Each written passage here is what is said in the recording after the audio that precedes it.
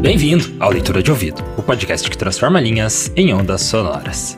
Eu sou o Lucas. Eu sou a Dayana. E o episódio de hoje é O Presépio, de Dom João da Câmara. Prepare-se para se emocionar com Manuelzito, um menino de 12 anos, neste primeiro episódio de Natal de 2025. Isso aí, toquem os sinos. E esse episódio é um oferecimento da editora Literalux. No final a gente vai te falar como você pode mandar o seu original para a editora e ter o seu livro publicado.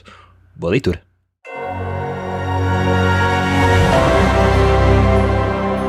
O Presépio, de Dom João da Câmara.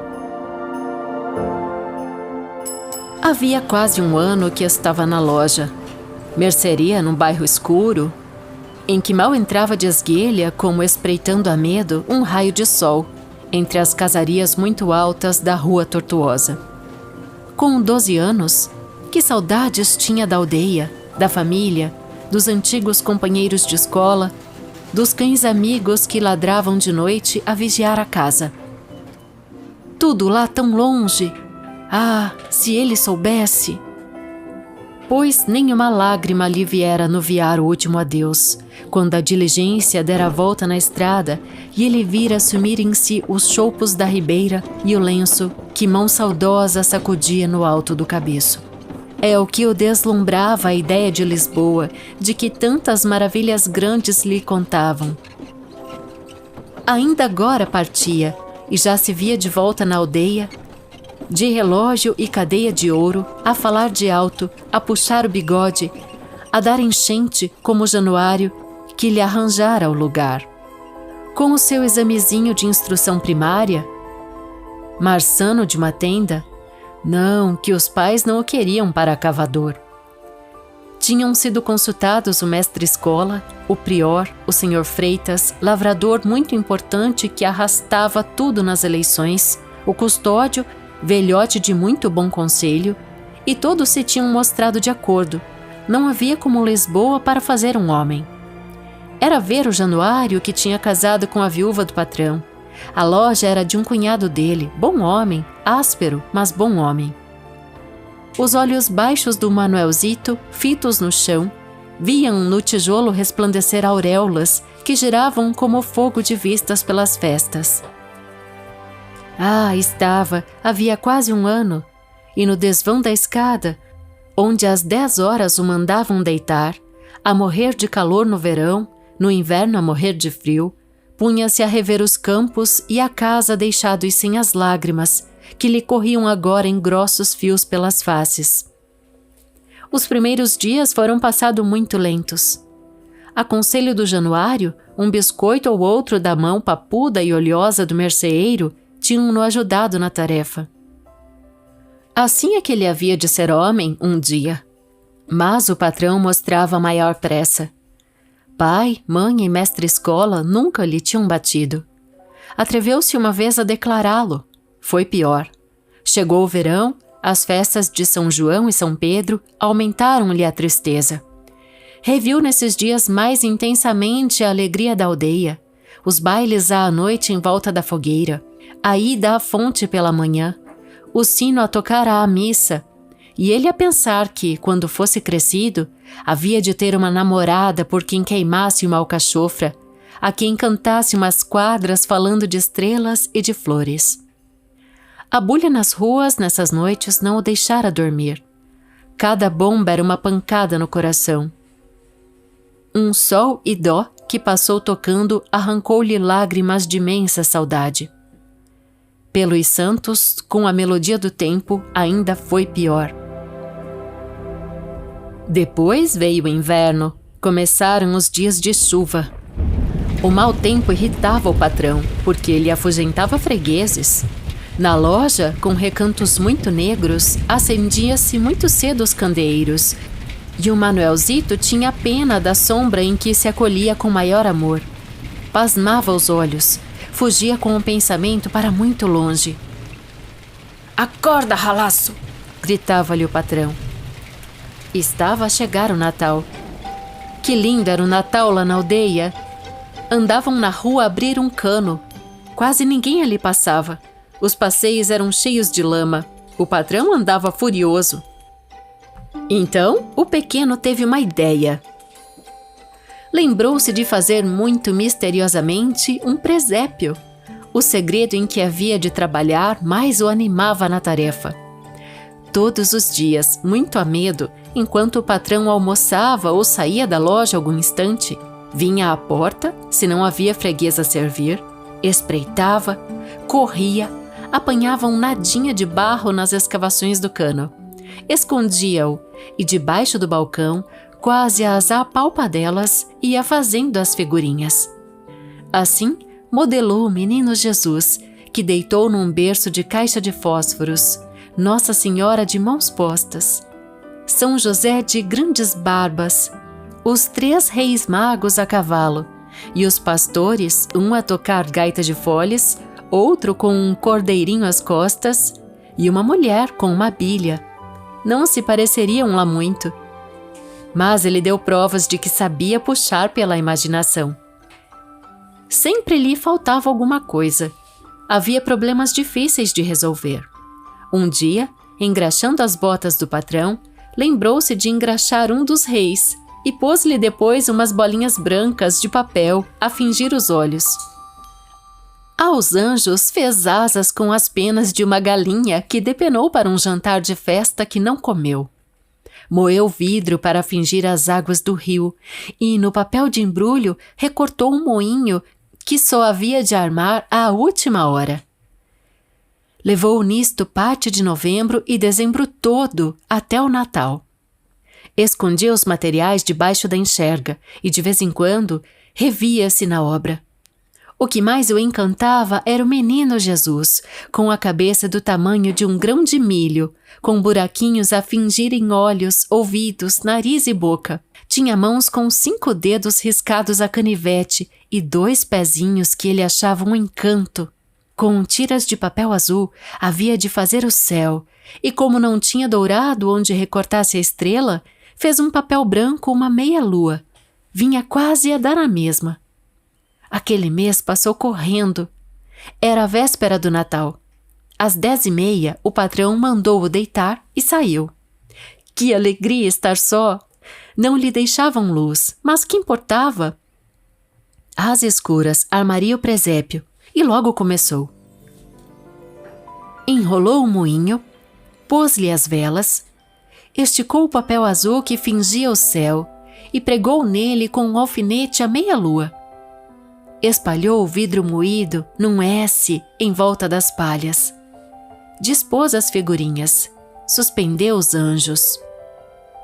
Depois fez uma carreira de fósforos de cera que todos se tinham de acender ao mesmo tempo, num deslumbramento quando desse meia-noite. Deram 11h03. Ajoelhou. Batia-lhe o coração, que lhe parecia que deviam de ser milagrosas as figurinhas, que delas lhe viria algum bem, consolação da sua vida triste. Que seria quando ele iluminasse o desvão da escada e os santinhos se pusessem todos a luzir, quase tanto como os verdadeiros? Rezava-lhes. Àquela hora, lá na aldeia, tocavam os sinos alegres e iam ranchos contentes a caminho da igreja. Lá dentro reluzia o trono e o sacristão, muito atarefado, vinha. Meia-noite.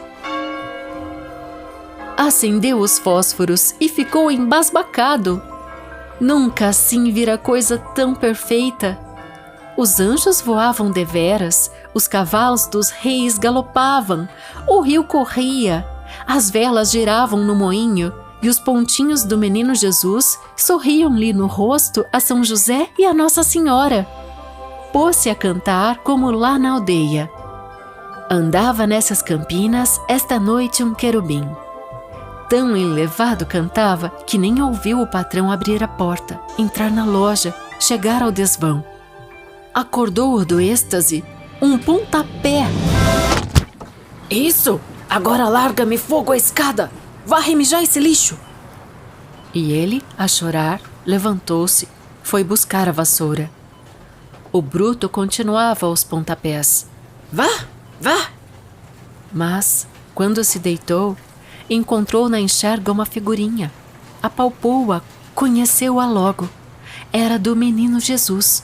Beijou-a muito. Pior vida levara do que ele.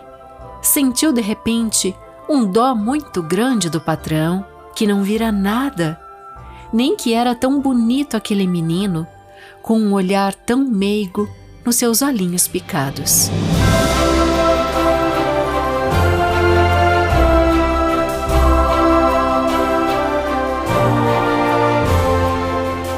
E esse foi O Presépio, de Dom João da Câmara. Um texto muito comovente de estreia no podcast. Nós temos então este autor português, um dramaturgo do século XIX, que, sabe o que, Lucas? Foi o primeiro homem português a ser indicado ao Prêmio Nobel de Literatura. Foi em 1901, né? Abrindo ali o século XX. Sim. Então, a gente tem essa história, primeiro, né? Eu fiquei bem comovida porque ela mostra a inversão do verdadeiro papel da riqueza e do coração, né? Que é justamente, ele bate naquela tecla do não simplesmente possuir, mas possuir algo dentro de si, que é algo muito mais intenso e às vezes demora muito mais para ser construído. E esse menininho, ele nos dá uma lição imensa quando ele faz esse presépio em segredo, e é muito bonito porque ele molda o presépio de barro, né? Sim. Então ele vai pegando barro, personagem por personagem, e vai moldando. E eu gostei muito que ele coloca o menino Jesus num bercinho de caixa de fósforos, porque isso conversa com o nosso texto do Clube Leitura de Ouvido desta semana. Que é do Hans Christian Andersen, né? A pequena vendedora de fósforos. Lindo demais. Achei também bem interessante e curioso que ele coloca uma mulher entre os 3 pastores, ele coloca uma mulher com uma bilha. Isso já é uma mensagem muito forte, né? Porque a mulher começa a ganhar seu território, quem sabe ele também faz essa mudança. Mas entre outras questões, assim, que me chamou muita atenção, tem vários trechos de vocabulário bem portugueses que eu fui pegar a nossa assessoria. Quem indicou o texto foi a nossa apoiadora portuguesa, Lina Soares. E eu peguei várias informações culturais com ela para trazer aqui para os microfones. Legal, é exclusivo. Exclusivo, porque assim, primeiro ela sugeriu o texto. E daí, quando eu começo a ver o detalhamento da narrativa e vejo que no ritual do garotinho ele molda um moinho, eu fiquei com uma pulga atrás da orelha, porque você já viu o moinho em presépio brasileiro? Pois um moinho que ia girar ali à meia-noite, né? Isso. Que eu não sei como é que ele fez esse mecanismo, né? Mas acho que ele usou a magia do Natal. Mas tinha todos esses mecanismos também, né? Que iam ser acionados conforme vai passando as horas. É curiosíssimo porque eu já vi em presépios no Brasil um poço. Sabe? Poço pra pegar água. Mas moinho nunca vi em presépio brasileiro. E daí eu fui questioná-la sobre isso. E a Lina disse o seguinte, que o moinho, onde se moía o trigo, era essencial em cada localidade portuguesa. Às vezes, moviam-se pelo vento ou então pela água quando era próximo dos riachos. E era essencial porque o trigo era para fazer o pão, que às vezes era um trabalho comunitário, o que é mais bonito ainda, né? Porque realmente é essa questão de sustentar, né? Essa ideia ligada à sobrevivência do moinho. Então isso aí me chamou bastante atenção, é um dos pontos que eu fiquei mais comovida assim no texto. Sim. Aí tem outras questões, quando ela fala de choupo, né, fala de dar enchente, sabe o que é? No sentido figurado, é uma grande abundância em algo. Então, de repente ele dá enchente e vai encontrar uma companheira, né? Tipo, ele vai ser abonado, né? Conseguir coisas para si, enfim. Marçano, que também tá no texto, é um novato que trabalha numa loja ou como um caixeiro, né? Sim. E daí tem uma outra questão de queimar a alcachofra, que é uma tradição popular, que isso sim tá relacionado à futura esposa, moça que ele viria a se casar, né? Que é ligado aos santos populares em que se queimavam cardo, a alcachofra, para simbolizar o amor. Né? Então é bem peculiar da cultura portuguesa. E tem mais uma coisa, quando o patrão invade e vê, chama ele de ralaço. Né? Você tem ideia do que possa ser um ralaço? É tipo um vagabundo? É, mais ou menos isso. É um preguiçoso, um negligente, alguém que não trabalha, né? Sim. E enxerga, que é onde ele esconde as pecinhas que ele vai fazendo. Eu achava, na minha reles interpretação só de leitora, que era a parte que fica embaixo do balcão, né? Porque ele trabalhava ali na mercearia do... Mas não, é um colchão grosseiro de palha. Então veja como é importante a gente...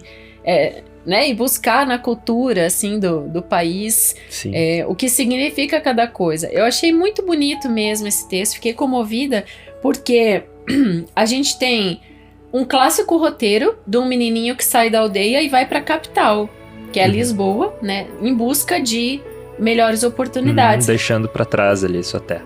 Quantos não fizeram essa trajetória não só na literatura como na vida real, né, com a ideia de se fazer um homem. Então, que a opinião de fulano e fulano e fulano é que tinha que ir pra lá, né? Exatamente, então você tem que passar por esse processo de transformação, de dificuldade, de perder, deixar de ter várias coisas para você se tornar um homem. E tem outra coisa muito comovente que eu não sei se a J.K. Rowling não se inspirou, porque ele dorme no desvão de uma escada, como Harry Potter. Acho que isso é meio que um estereótipo clássico, assim, né?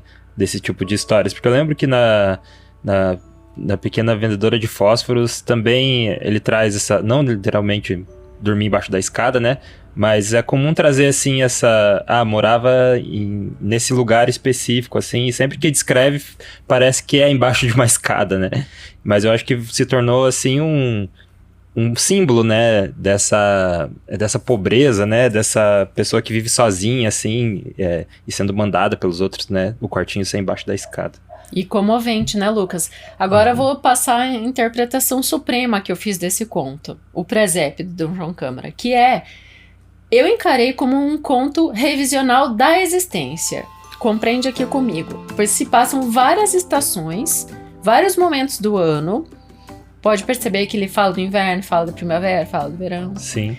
Até se desenhar detalhadamente o presépio, que é o propósito de vida do menino nesses quase 2 meses, que ele começa em novembro, ali trabalha o mês todo e termina ali na véspera do Natal. Então o Natal é o clímax e a gente tem toda essa questão revisional da existência, passando todo esse momento do ano, né, as estações, mas em contraponto, ou seja, em antítese a isso, a gente tem o coração duro do patrão. Então a gente vê... a Lina até comenta que nesse conto tem muito a pobreza de um Portugal rural, né, onde arranjar um emprego na capital significava uma saída de sucesso, e o pai do menino, né, que lá eles chamam de miúdo, fala que o filho dele não vai ser um trabalhador de enxada, por isso que ele vai para a capital, né, então ele não queria que ele fosse um trabalhador rural.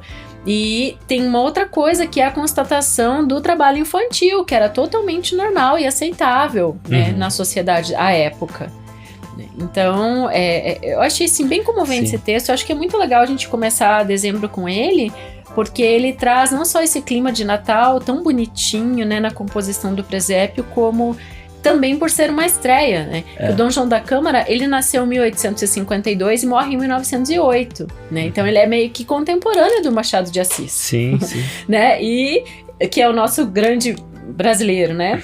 E ele era um dramaturgo português que foi inclusive indicado ao Nobel. Então por tudo isso, não sei como que a gente não estreou, não trouxe um texto dele antes no podcast, Lucas. Agora a gente trouxe, e é bem interessante o detalhe final, que o menino ali, ele sente dó do patrão, né? Então termina o texto com isso, que pra mim foi algo que eu não tava esperando do texto, né? Eu achei que ele ia ter esse momento, assim, vendo o presépio que ele tinha criado, que ele ficou com o menino Jesus, né? Tendo esse momento ali com ele mesmo, mas o autor ter colocado que ele ficou com pena do chefe não conseguir ter visto nada, né? Não conseguir enxergar aquilo, coloca assim ainda um teor a mais de ser uma pessoa de coração grande, né? Isso mesmo. Mesmo sendo maltratado, ele ainda reconheceu a falha do outro, né? E teve pena. É como se essa criança fosse a própria reencarnação do menino Jesus, né? Se for pensar. Que simboliza, né, literalmente isso. Literalmente a grande lição, né, que de Jesus vida. deixou, né? Então, quando ele quebra essa expectativa, porque você fica pensando que quando o patrão chega, escorraça e destrói tudo, o menininho vai pra baixo da escada chorar, mas não é isso que acontece. Né? Então é muito legal essa observação. Sim, então a gente falou lá no comecinho da Literalux, a editora Literalux tá aqui com a gente no podcast mais uma vez, e eles estão abrindo para autores mandarem seus originais, né, para editora e para ser publicado. Então tem um e-mail que você pode enviar, se você escreve ou conhece alguém que escreve, você pode enviar o seu e-mail para literaluxeditora@gmail.com. Esse litera é com 2 T's, tá? literaluxeditora@gmail.com. Qualquer dúvida, o link tá aí na descrição do podcast também. E essa chamada aberta de originais é meio que exclusiva aqui do podcast, gente. Então aproveita, porque a Literalux acabou de publicar os originais selecionados no ano, os nomes da última seleção. E nessa parceria que a gente fez para esses episódios, que eu tô divulgando junto Serenas e tudo mais, já vou falar do livro, eles abriram para vocês enviarem originais. Então é bem legal se você escrever e colocar lá que ouviu no Leitura de Ouvido, né? Essa oportunidade. Isso, com certeza, manda um e-mail lá para eles. E já vamos falar do seu livro. O livro, a editora do livro da Dayana, que é o Serenas, o novo livro dela, é a editora Literalux. Então, também por isso que a gente está trazendo eles aqui como parceiros. Se você está interessado em adquirir ou Serenas ou até os outros livros, né, que agora tem o Verde Amadurecido e tem o Trincas, o Verde Amadurecido é de contos, né, e o Trincas é de poesia. Você pode enviar um e-mail para leituradeouvido@gmail.com e solicitar, falar que você quer o livro, que a gente tá fazendo um preço bem especial aqui, principalmente para vocês do Leitura de Ouvido. É R$60, né? Não, é R$58,55 o envio para qualquer lugar do Brasil, já com o frete. Isso. O preço do livro é R$50, mas se você quiser o combo, eu não só dou R$10 de desconto em cada livro, ou seja, ao invés de 150 paga 120, como isso no preço do livro, como o frete vai ficar conjugado, vai ficar em torno de R$12, R$13 o frete. Então vale a pena comprar os 3 também, R$120, mais um pouquinho de frete ali. Se você não tem os 3 ainda, adquira. Agora, Lucas, eu tava olhando, já preparando o nosso encontro do clube, e me passou uma coisa pela cabeça, porque lá na vendedora de fósforos, eu fiz 3 textos ao vivo no episódio, naquele MesaCast. Ficou tão bonito, todos eram poemas de Natal.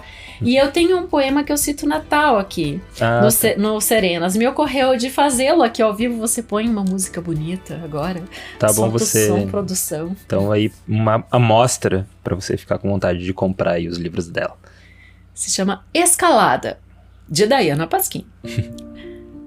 Um homem velho subia a rua com uma mochila suja e rota nas costas e olhava o topo das altas árvores de eucalipto a agitar, enquanto passava limpo sua existência terrena e pensava na transcendência da passagem dos seres, dos seus que já se foram e dos que haviam nascido.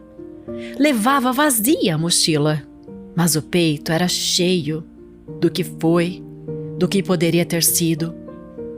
Enquanto no presente, direita e esquerda em marcha esquecida, lembrando do escalar da goiabeira aos 8 anos, do abacateiro aos 10, do jacarandá aos 13. E o eucalipto imponente só olhava para ele, tão diminuto ali, estagnado, demonstrando as fagulhas que em sua vida não fora versado a alcançar. Restaram agrúrias, ressurgiram canduras. O Natal já ecoava seus sinos, e o homem mirava presente aos seus pequeninos. Queria encher a rota mochila de agrados discretos, pois seu tudo, na escala dessa vida, era abraçar seus netos. Aí, então, uma amostra do livro Serenas. Também você teve uma amostra de como a Day troca de voz, né? Assim, bem a comando. O botão ou jornalista. Tá a empossada dela para as narrações. Então fica aí a dica para você E na descrição tem ali um e-mail para você mandar o seu pedido, né, do livro, que é leituradeouvido@gmail.com. Você pode pedir os Serenos ou pode pedir os 3, que daí você ganha esse descontão aí. E é melhor ainda. Tem no catálogo da Literalux também. Se você entrar lá no site da editora, você vai ver. Sempre litera com 2L, 2Ts, né? Mas se você comprar comigo, você recebe autografado. Ah, verdade. Com a minha caligrafia. Isso. E se você quiser outra amostra, a gente já fez um conto do Verde Amadurecido, que é o Resistência em Musgo, aqui no podcast. Então você pode procurar aí também. Tem outra amostra do livro de contos, que é bem legal também. E a Dai tá falando do Clube do Leitura de Ouvidos, né? Se você quer fazer parte do clube, que acontece os encontros mensalmente aí, você pode se tornar um apoiador aqui do podcast e junto com ser membro do clube, você também recebe a recompensa do seu nome entrar nos nossos créditos finais e também receber o estudo aprofundado toda sexta-feira de cada episódio que a gente traz aqui no podcast. Lembrando que para receber essas 3 recompensas, a gente sugere o apoio de R$20 ou mais, né, que daí você ganha essas 3 recompensas. Entrar no clube, créditos finais e estudo aprofundado no seu e-mail. Com a arte de capa. Isso, com a arte de capa. E os nossos apoiadores são eles: Adriano Sanic Padilha, Agnaldo Ângelo Silveira Rebouças, Alberto Alpiri, Amanda Bertassi Brandão, Ancle Lima, Ana Carolina Vieira Ferreira, Ana Cláudia Chaguri Lopes, Anthony Cruz, Arlete Alves Machado Rodrigues, Augusto Marques Ramos, Bruna Foltz Coutinho, Bruno Guedes com o Grupo Danco, Cláudia Lubi, Cristiana Castanho Ferraz, Eduarda Quartim, Eduardo Vinícius Ferreira, Elaine Vieira Ferreira, Evandro Benck, Felipe Cronato, Flávia Meira Marques, Flávio Pereira Ribeiro, Franciele Vieira, Gilene Barreto, Heloísa Mendonça, Jaqueline Conte, João Idoa de Araújo, Jorge Machado, Juliana Dúlios, Karine Pacheco, Lina Soares, Lucas Pereira da Silva, Lucas Vieira, Luciana Botelho Pacheco, Luiz Fernando Garcia, Mike Santos Araújo, Márcio Oliveira Salgues de Vasconcelos, Marco Aurélio Marcos de Queiroz, Maria José de Oliveira Lima Félix, Marilu Lourenço Rosas, Maristela Prado, Matheus Trim, Matheus Simão Brum, Mônica Tocárnia, Olivia Veronese, Paulo José Pereira de Rezende, Pedro Coimbra Machado Cibusca Valente, Ramana Frais Yashitsky, Roberto Hiromi Sonoda, Sabrina Malgarins, Sandra Cavalcante, Silvana Silva, Simone Pessoa de Mesquita, Tassiane Bosch Ledesma, William Lima e Zenilda Ribeiro da Silva. Obrigado aí, apoiadores do Leitura de Ouvido. Seja um apoiador também entrando em apoia.se/leitura de ouvido ou pela chave Pix leituradeouvido@gmail.com. E a gente agradece mais uma vez a editora Literalux por estar aqui com a gente nesse mais um episódio. Exatamente, inclusive dia 12/12 é o lançamento físico, né, aqui na cidade do Serenas, vai ser na Nutriteca. Presencial, né? Da A gente Sabrina, costuma falar. Da Sabrina Malgarins, que é nossa apoiadora, que é o que a gente acabou de falar, na Nutriteca dela, né, no espaço. E, inclusive, vai ser muito legal isso, porque na véspera, dia 11, vai ser a pequena vendedora de fósforos do Hans Christian Andersen. Imagine quanta energia vou ter recebido de vocês. Vai ser muito legal, gente. Tô ansiosíssima. Já dá tempo ainda dá tempo de você entrar no Clube do Leitura, que vai acontecer aí em breve. E a gente vê na próxima leitura. Direção e narração, Dayana Pasquim. Edição, artes de capa e trilha sonora de abertura, de Lucas Piaseschi. Produção, Roca Studios. Avalie no Spotify e na Apple Podcasts. Siga para não perder os próximos episódios. Inscreva-se em youtube.com/leitura de ouvido. Siga no Instagram Leitura de Ouvido. Fale com a gente no leituradeouvido@gmail.com. E a gente te vê na próxima leitura.